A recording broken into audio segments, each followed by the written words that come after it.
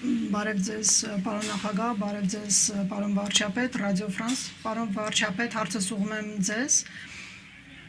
Ձեր կարծիքով մինչև ուր դուք կարող եք գնալ Եվրոմիության հետ մերձեցման առումով, նույն մակարդակին հասնելու Ռուսաստանի հետ ձեր հարաբերություններում եւ արդյոք հնարավոր է ինտեգրել Եվրոմիությունը, այ դուք խոսեցիք ռուսական միջամտության մասին Հայաստանում անցկացվելիք ընտրություններում,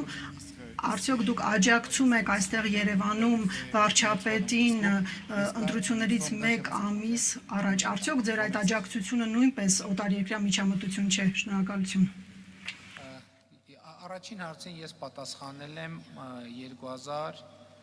եթե չեմ սխալվում 23 թվականին Եվրոպական խորհրդարանում ունեցած ելույթում Հայաստանի Հանրապետությունը պատրաստ է Եվրոպական միությանը լինել այնքան մոտիկ, ինչքան Եվրոպական միությունը հնարավոր կհամարի։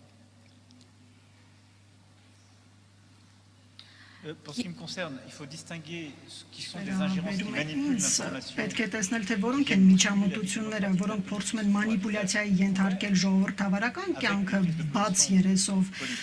քաղաքական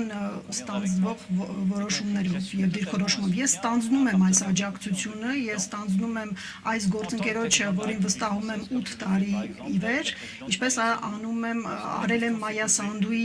աջակցելով, Մայա Սանդու, որը դիմակայում էր ոչ եվրոպական ընտրություն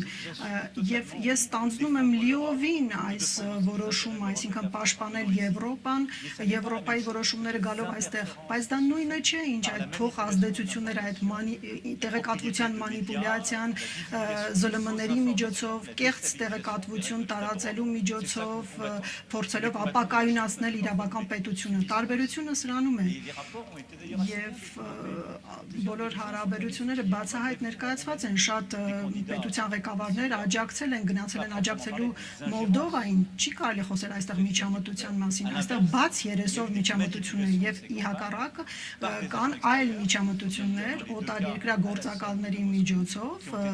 Մոսկվայի պատվերով, որոնք փորձում են կեղծել ժողովրդավարությունը։ Ես տալիս եմ իմ հաստարկները, ես մասնակցում եմ ժողովրդավարությանը, որպես Ֆրանսիայի նախագահ, ես չեմ կեղծում, ահա այդ տարբերությունը կարևոր է դա հիշել։